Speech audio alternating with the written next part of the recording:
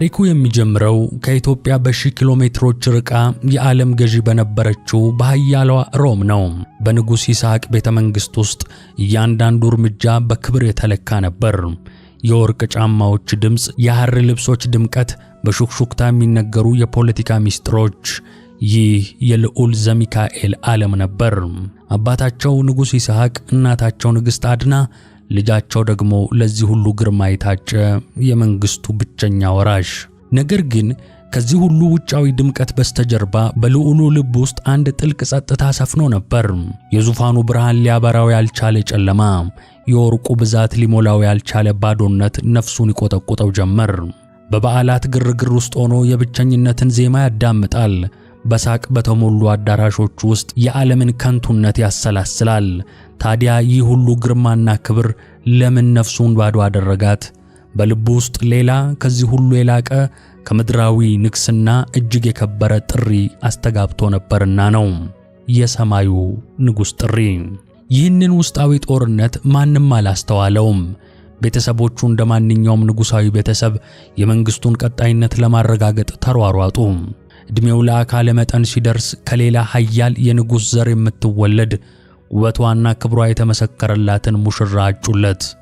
ቤተ መንግሥቱ በደስታ ተናወጠ። የሰርጉ ዝግጅት ተጀመረ።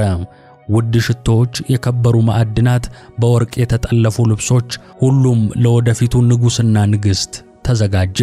ዓለም በግርማና በክብር እጁን እንዲዘረጋ፣ ዙፋኑን እንዲወርስና የሮምን ታሪክ እንዲቀጥል ጠበቀችው። ልዑሉ ግን ጀርባውን ሰጠ። የሰርጉ ቀን በቀረበ ቁጥር የነፍሱ ጭንቀት እየጨመረ መጣ። የሙሽራዋ ውበት ሳይሆን የመላእክት ዝማሬ ይናፍቀው ነበር። የዙፋኑ ክብር ሳይሆን የመስቀሉ ፍቅር ይስበው ነበር።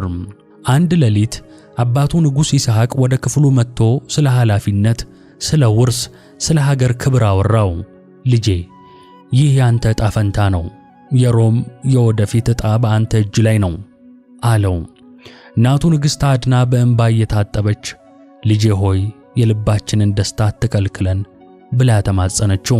ቃላቶቻቸው እንደ ጦር ልቡን ቢወጉትም በውስጡ የሚጠራው ድምፅ ግን ከወላጆቹ ልመና እጅግ የበለጠ ኃይል ነበረው። ውሳኔውን አደረገ። ይህች ዓለም የእርሱ አይደለችም። ይህ ዙፋን የእርሱ አይደለም። የእርሱ መንግሥት በሰማይ ነው። ገና በ14 ዓመቱ የንጉሥ ልጅ መሆኑን፣ የወደፊት ክብሩን፣ የታጨችለትን ሙሽራ ሁሉን ነገር ትቶ ለመሄድ ወሰነ። በዚያች ሌሊት ቤተ መንግሥቱ በጸጥታ ሲዋጥ፣ ሁሉም በሰርጉ ሕልም ተኝቶ ሳለ ልዑል ዘሚካኤል ከምቹ አልጋው ተነሳ። የንጉሣዊ ልብሱን አውልቆ ተራና ያረጀ ልብስ ለበሰ። በጣቶቹ ጫፍ እየተራመደ ከክፍሉ ወጣ። በጨለማ የተዋጡት የቤተ መንግሥቱ ኮሪደሮች በቀን ብርሃን የሚያውቃቸው አልነበሩም። እያንዳንዱ ጥላ የጠባቂ ይመስለዋል። እያንዳንዱ የንፋስ ሽውታ የሰው ኮቴ ይመስለዋል። ልቡ በፍርሃትና በጉጉት ይመታል። ከቤተ መንግሥቱ ግንብ ስር ደርሶ ማንም ሳያየው በድብቅ ወጣ። ለመጀመሪያ ጊዜ ያለ አጃቢ፣ ያለ ክብር ብቻውን በሮም ጨለማ ጎዳናዎች ላይ ቆመ። ወደ ኋላ አላየም፣ ወደፊት ብቻ፣ ወደ ግብጽ በረሃ፣ ወደ ነፍሱ መዳኛ።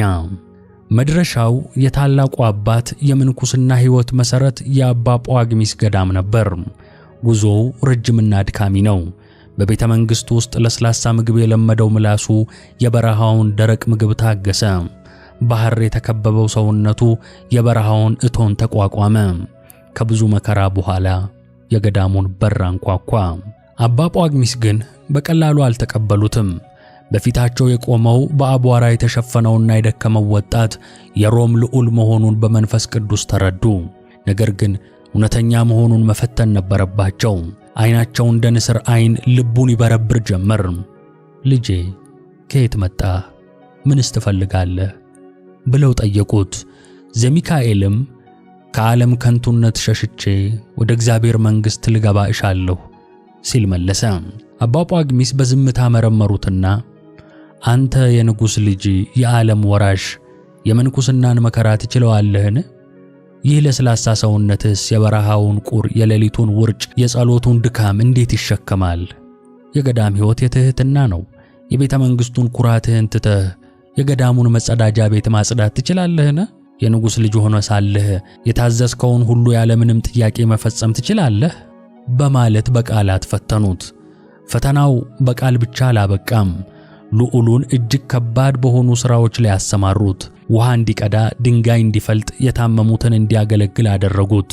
ለቀናት ያህል ችላ ብለው ትዕግስቱን ተፈታተኑት። የዓለም ናፍቆት ልቡን እንዲያሸንፈው ጠበቁ። ልዑሉ ግን ጸና። የታዘዘውን ሁሉ በደስታ ፈጸመ። ትሕትናው ከንጉሣዊነቱ በለጠ። ጽናቱ እንደ ብረት ሆነ። ዓለምን በእውነት መናቁን፣ ለእግዚአብሔር ያለውን ፍቅር በተግባር አሳየ። በመጨረሻም አባ ጳኩሚስ ልቡ በእውነት እንደተሰበረና ለእግዚአብሔር ብቻ እንደሆነ አረጋገጡ። ወደ እርሳቸውም ጠርተው ልጄ ሆይ ፈተናውን አልፈሃል፣ እግዚአብሔር መርጦሃል አሉት። በዚያች ቅጽበት የምንኩስናን ሥርዓት ፈጸሙለት። ጸጉሩን ተላጨ፣ የዓለም ልብሱ ተገፈፈ፣ ጥቁሩን የምንኩስና ልብስ አለበሱት። በዚያች ዕለት በታላቁ አባ ጳኩሚስ እጅ የሮም ልዑል የነበረው ዘሚካኤል ለዓለም ሞተ። በእርሱ ቦታ ለአዲሱ ሕይወት፣ ለመንፈሳዊው ተጋድሎ፣ ለእግዚአብሔር ክብር ብቻ የሚኖር መነኩሴው ዘሚካኤል ተወለደ። የዙፋኑ ታሪክ ተዘጋ። የበረሃው ገድል ተጀመረ። በግብጽ በረሃ በአባ ጳኩሚስ ገዳም ውስጥ አንድ ልዑል መንኖ ዓለምን ሲተው ዝናው እንደ ሰደድ እሳት በመላው የክርስትና ዓለም ተዳረሰ። ታሪኩ ከመንገደኛ ወደ መንገደኛ፣ ከገዳም ወደ ገዳም፣ ከከተማ ወደ ከተማ ተላለፈ። የንጉሥ ልጅ ስለ መንግሥተ ሰማያት ሲል ምድራዊውን ዙፋን በእግሩ የረገጠበት ይህ ዜና በዘመኑ ለነበሩ ደጋግ ነፍሳት ታላቅ ጥሪ ነበር።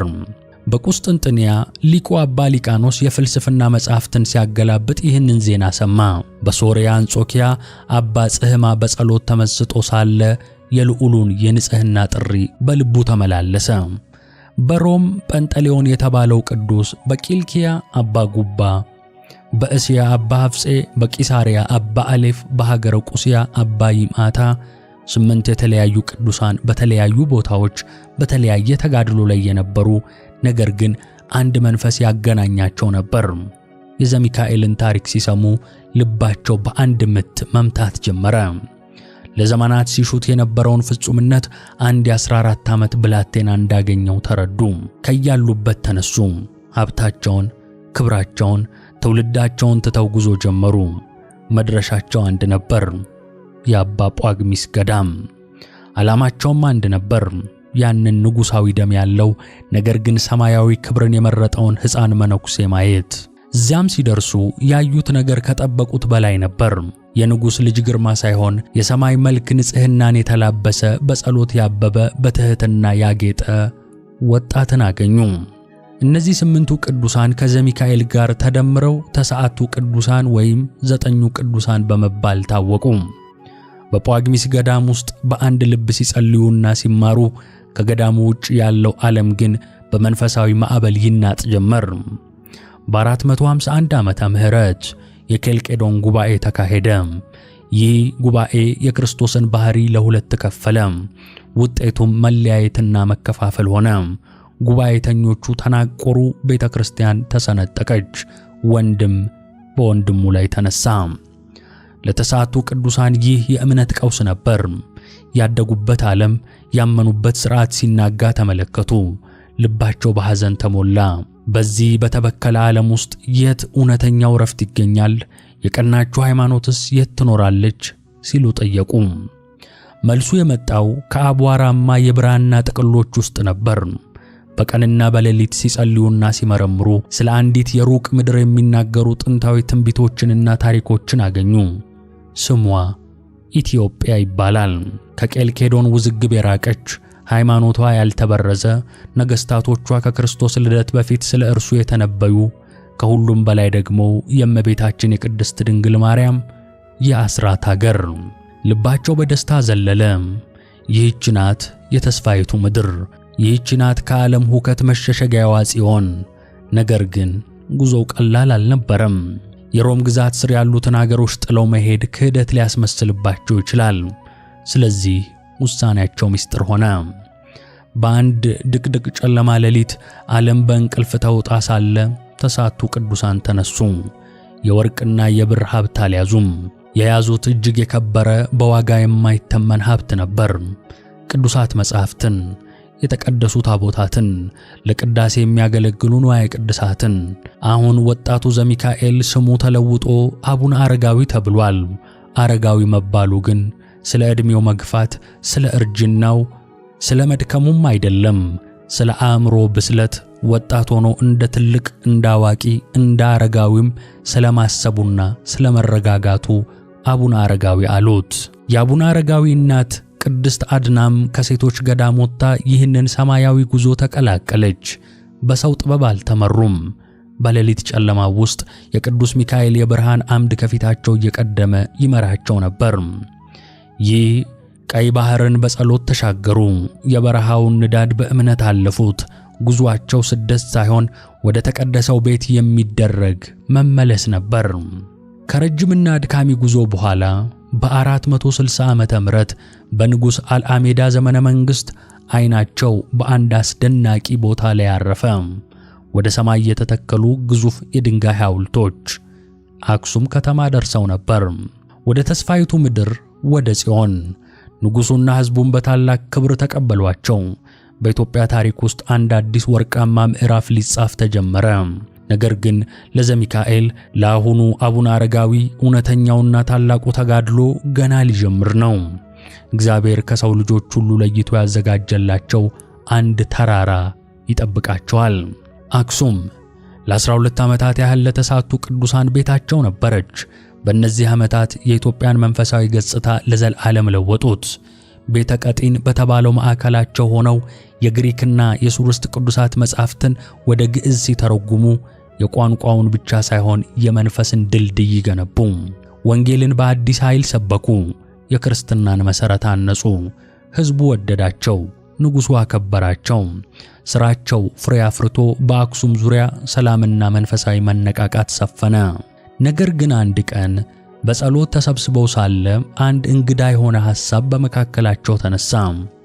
ሐሳቡን ያቀረበው አቡነ አረጋዊ መሪያቸው ዘሚካኤል ነበር። ወንድሞቼ፣ እርስ በርሳችን እየተያየን ብንኖር ፍቅራችን ተድላ ደስታ ይሆንብናል። ይህ ምቾት ለነፍሳችን እንቅፋት እንዳይሆን ተለያይተን እንቀመጥ። ይህ ምን አይነት ንግግር ነው? ፍቅርና አንድነት እንቅፋት ይሆናልን? ለተራው ሰው እንቆቅልሽ ሊሆን ይችላል። ለቅዱሳኑ ግን ትርጉሙ ግልጽ ነው። የእነርሱ መንገድ የምቾት አልነበረም። የነፍስ ተጋድሎ፣ ከዓለም ሙሉ በሙሉ የመለየት፣ በብቸኝነት ከእግዚአብሔር ጋር ብቻ የመነጋገር ጥልቅ ጥማት ነበራቸው። አብሮ መኖራቸው የሚፈጥረው ሰብአዊ ሙቀትና መደጋገፍ ከዚህ ተጋድሎ ሊያዘናጋቸው እንደሚችል ተረዱ። በሐዘንና በእንባ ተለያዩ። እያንዳንዱ የራሱን መስቀል ተሸክሞ የመንፈስ ቅዱስን ጥሪ ተከትሎ ወደ ተለያዩ አቅጣጫዎች ተበተነ። አባ ሊቃኖስ ወደ ደብረ ቆናጽል፣ አባ ገሪማ ወደ መደራ። እያንዳንዱ በኢትዮጵያ ምድር በስሙ የሚጠራ ገዳም ሊመሰርት ተበተኑ። አቡነ አረጋዊ ግን ከሁሉም ርቀው ሄዱ። ልባቸው ከሰው መኖሪያ የራቀ፣ ከምድር ይልቅ ለሰማይ የቀረበ ቦታ ይፈልግ ነበር።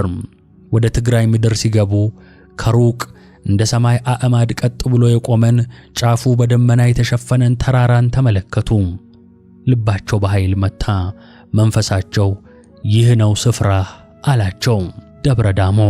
ነገር ግን ወደ ተራራው ስር ሲደርሱ ልባቸው በፍርሃት ተዋጠ። ያ ከሩቅ ሲያዩት የነበረው ተራራ አልነበረም። ተፈጥሮ ራሷ ክልክል ነው ብላ የገነባችው ግዙፍ ግንብ ነበር። መውጫ የሌለው፣ መያዣ የሌለው፣ ለስላሳ እንደ መስታወት የሆነ ምድርን ከሰማይ የሚለይ የሚመስል አጥር። ንፋሱ በተራራው ላይ ሲያልፍ የሚያስፈራ ፊሽካ ያሰማል። ወፎች እንኳን ለማረፍ አይደፍሩትም። እንዴት ይወጣል? የሰው ልጅ አቅም እዚህ ላይ ያበቃል። ተከታዮቻቸው አባ ማትያስና እናታቸው ቅድስት አድና በተስፋ መቁረጥ ተመለከቱት። አልተቻለም። ጻድቁ ግን በተስፋ መቁረጥ ፈንታ በጉልበታቸው ተንበረከኩ። ዓይናቸውን ወደማይወጣው ተራራ ሳይሆን ወደሚችለው አምላክ አነሱ። ጸሎት ጀመሩ። ይህ የተለመደ ጸሎት አልነበረም። ከነፍስ ጥልቀት የሚመነጭ ተራሮችን የሚያንቀጠቅጥ እምነት ነበር። የመጀመሪያው ቀን አለፈ፣ ዝምታ። የመጀመሪያው ሌሊት አለፈ፣ ዝምታ። ቀኑ በበረሃው ፀሐይ ሲያቃጥላቸው፣ ሌሊቱ በቁር ሲያንቀጠቅጣቸው፣ ያለ ምግብ፣ ያለ ውሃ፣ ያለ እንቅልፍ በጸሎት ጸኑ። 2 ሱባኤ፣ 14 ቀናት አለፉ። ሥጋቸው ደከመ፣ ድምፃቸው ጸጥ አለ። ነገር ግን መንፈሳቸው እንደ እሳት ይነድ ነበር። በ14ኛው ቀን ቅዱስ ሚካኤል በብርሃን ተገልጦላቸው የእግዚአብሔር ወዳጅ ሆይ ጸሎትህ ተሰምቷል፣ ጽናትህም ታይቷል። እግዚአብሔር ወደ ተራራው ጫፍ የምትወጣበትን ነገር እስኪያዘጋጅልህ ጥቂት ታገስ ብሏቸው ተሰወረ። እናም ተአምሩ ተከሰተ። ከተራራው ጫፍ አንድ ግዙፍ ነገር መንቀሳቀስ ጀመረ። መጀመሪያ ላይ ጥላው ብቻ ታየ። ከዚያም ቀስ በቀስ ሚዛኑ እንደ ጋሻ የሆነ ቀለሙ እንደ ጥቁር ዕንቁ የሚያብረቀርቅ ግዙፍ ዘንዶ ከተራራው ገደል ላይ እየተንሸራተተ ወረደ። ቁመቱ 60 ክንድ፣ ዓይኖቹ እንደ ፍም የነደዱ። ከእስትንፋሱ የሚወጣው እንፋሎት አየሩን አጨለመው። ተከታዮቻቸው በፍርሃት ጮኹ። ይህ ፍጡር ሊውጣቸው የመጣ ይመስል ነበር። ዘንዶ ወደ አባታችን ፊት ቀርቦ ቆመ። ከዚያም ከሁሉም በላይ በሚያስደንቅ ሁኔታ በሰው አንደበት ተናገረ። ድምፁ ዋሻ ውስጥ እንደሚያስተጋባ ነጎድጓድ ነበር። የእግዚአብሔር ሰው ሆይ ከዚህ ተራራ ላይ ምን አለህ? የምትበላው ነገር የለህ። ራስን የምታስጠጋበት ዛፍ እንኳን የለም። በዚህ ያለው ፀሐይና ሐሩር የሌሊት ቁር ብቻ ነው። ለምን ራስህን ታሰቃያለህ? ተመለስ። ዘንዶ የተናገረው የጥርጣሬን ድምፅ ነበር። የማንኛውም ሰው ልብ ውስጥ የሚመላለሰውን የሎጂክና የምክንያት ድምፅ ነበር። ነገር ግን አባታችን አልፈሩም፣ አልተጠራጠሩም። ይህ ፈተና መሆኑን፣ ነገር ግን በተመሳሳይ ጊዜ መፍትሄ መሆኑንም ተረዱ። ዓይናቸውን ወደ ዘንዶ አቅንተው በስልጣን ድምፅ ተናገሩት። የታዘዝከውን ታውቃለህ። ይልቅስ ጅራትህን አውርድና ፈጽም። እኔ ከምፈልገው ነገር እግዚአብሔር የሚያሳጣኝ የለም። ትእዛዙ እንደተሰጠ ዘንዶ ግዙፍ ጅራቱን ዝቅ አደረገ። አባታችንም በእምነት ጅራቱን ያዙ። በዚያች ቅጽበት ዘንዶ በጅራቱ ጠምጥሞ እየተምዘገዘገ ወደ ላይ ይዟቸው ወጣ። በፍጥነት በንፋሱ መካከል ወደ ላይ።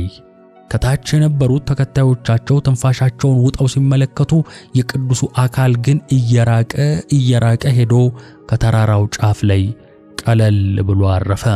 አባታችንም ከላይ እንደቆሙ በእፎይታ ሳይሆን በምስጋና ተሞሉ።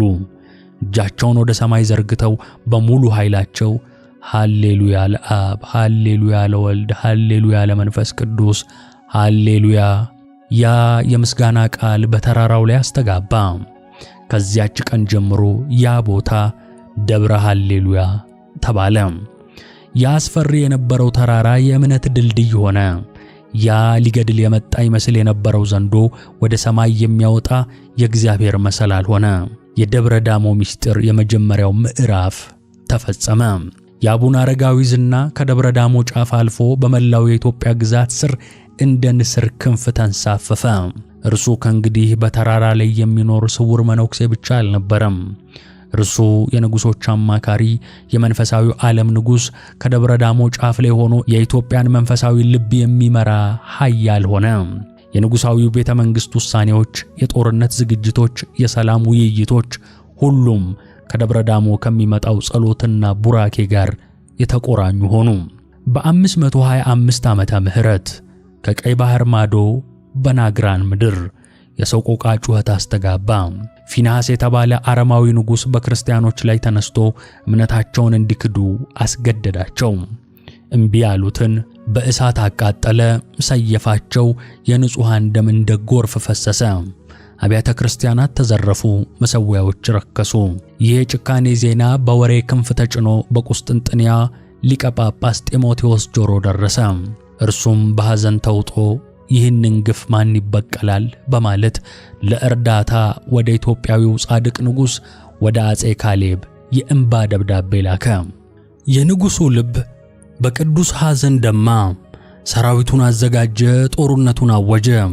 ነገር ግን አጼ ካሌብ በሰራዊቱ ብዛትና በጦሩ ኃይል ብቻ የሚተማመን ንጉሥ አልነበረም። እውነተኛው ኃይል ከየት እንደሚመጣ ያውቃል። ጦርነቱን ከመጀመሩ በፊት መልእክተኛውን ወደ ደብረ ዳሞ ላከ። መልእክቱም አጭርና ግልጽ ነው። አባቴ አረጋዊ ሆይ፣ የእግዚአብሔርን ጠላት የወንድሞቻችንን ደም ያፈሰሰውን ፊንሐስን ለመውጋት ተዘጋጅቻለሁ። የጻድቅ ጸሎት ኃይልን ታሰጣለችና እባክህ በጸሎትህ አግዘኝ። አቡነ አረጋዊ መልእክቱን ተቀብለው በጸሎት ተጉ። ለንጉሡም መልሰው ላኩለት። ልጄ ሆይ ወደ ጦሩ ግንባር ሂድ፣ እግዚአብሔር ጠላቶችህን ከእግርህ በታች ያስገዛልሃል፣ ለአንተም ግርማ ሞገስን ይስጥህ፣ በሰላምም ይመልስህ። ይህ ቃል ትንቢት ነበር፣ ቡራኬም ነበር፣ የድል ማኅተምም ነበር። አፄ ካሌብ በደብረ ዳሞ አባት ቃል ተማምኖ ዘመተ። ድሉም ፍጹም ነበር። ፊንሐስ ተገደለ፣ ሰራዊቱ ተደመሰሰ፣ የናግራን ክርስቲያኖች ነፃ ወጡ። አፄ ካሌብ በዓለም ዙሪያ ባሉ ክርስቲያኖች ዘንድ እንደ ቅዱስ ተከበረ። በድል አድራጊነት ወደ አክሱም ሲመለስ ግን በልቡ ውስጥ አንድ ጥያቄ ይረብሸው ነበር። ይህንን ሁሉ ድል የሰጠኝን አምላክ በምን ላስደስተው? ወርቅ፣ ብር፣ ሁሉም ከንቱ ነው። ዙፋኔ ጊዜያዊ ነው፣ ክብርም ጠፊ ነው። ታዲያ ምን ልስጠው? ምን ላድርግለት? መልሱ የመጣው ከአቡነ አረጋዊ ሕይወት ነበር። እውነተኛው ስጦታ ራስን መስጠት ነው። እናም ኃያሉ ንጉሥ አፄ ካሌብ ዓለምን አስደነገጠ። የተድላና የደስታውን ዓለም ናቀ። ዘውዱን አውልቆ ኢየሩሳሌም ለሚገኘው የጌታችን መካነ መቃብር መታሰቢያ እንዲሆን ላከው። የሐር ልብሱን አውልቆ አንዲት የውሃ ኮዳና አንዲት ምንጣፍ ብቻ ይዞ ወደ ሌላኛው የተሳቱ ቅዱሳን አባት ወደ አባ ጰንጠሌዎን ሄዶ በእጃቸው መንኩሶ በአንድ ትንሽ ዋሻ ውስጥ ገባ። የሮም ልዑል ዘሚካኤል ያደረገውን ኢትዮጵያዊው ንጉሥ አፄ ካሌብም ደገመው። ዙፋኑን በሰማያዊ ክብር ለወጠው። ከአፄ ካሌብ በኋላ ልጁ አፄ ገብረ መስቀል ነገሰ። እርሱም የአባቱን ፈለግ ተከትሎ መንግስቱ በእግዚአብሔር እንዲባረክ ሰራዊቱን ይዞ ወደ ደብረ ዳሞ ተጓዘ። ከተራራው ስር ቆሞ ወደ ላይ እያየ አባቴ አረጋዊ ሆይ እኔ ባሪያህን መንግስቴንና ሕዝቤን እባክህ ባርክ ብሎ ተማጸነ። አቡነ አረጋዊም ባረኩት። ከዚያም ንጉሡ በቦታው ላይ ለታላቁ አባት መታሰቢያ የሚሆን የአክሱምን የሥነ ሕንፃ ጥበብ የሚያንጸባርቅ ግሩም ቤተክርስቲያን አነጸ። ቤተክርስቲያኑ ሲጠናቀቅ ሊቀ ጳጳሱም ሲባርኩት ንጉሡና ጳጳሱ አቡነ አረጋዊን አባታችን ሆይ እባክህ ቀድሰህ አቁርበን አሉት።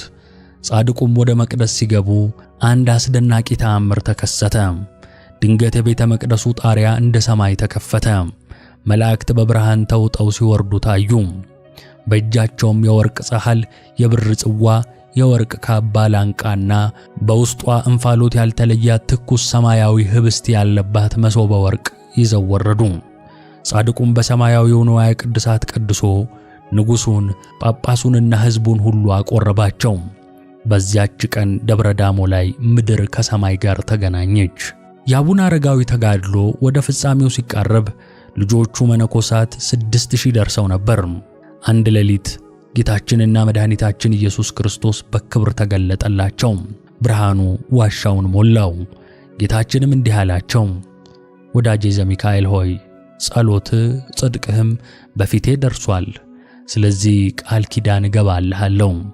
ስምህን የጠራውን ዝክርህን ያደረገውን በዓልህ በሚከበርበት ዕለት ለተራበ ያበላውን እኔ በምሳ ደብረ ጽዮን ግብዣ አደርግለታለሁ።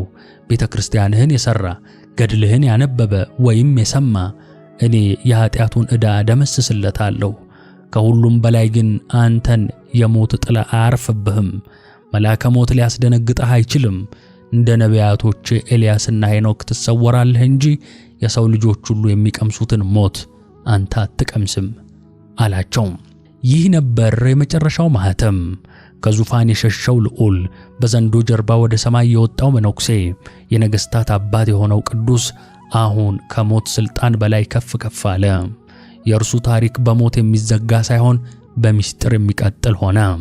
ጌታችን የገባላቸውን ቃል ኪዳን ከሰጠ በኋላ የአቡነ አረጋዊ ምድራዊ ሕይወት ወደ መጨረሻው ምዕራፍ ተሸጋገረ።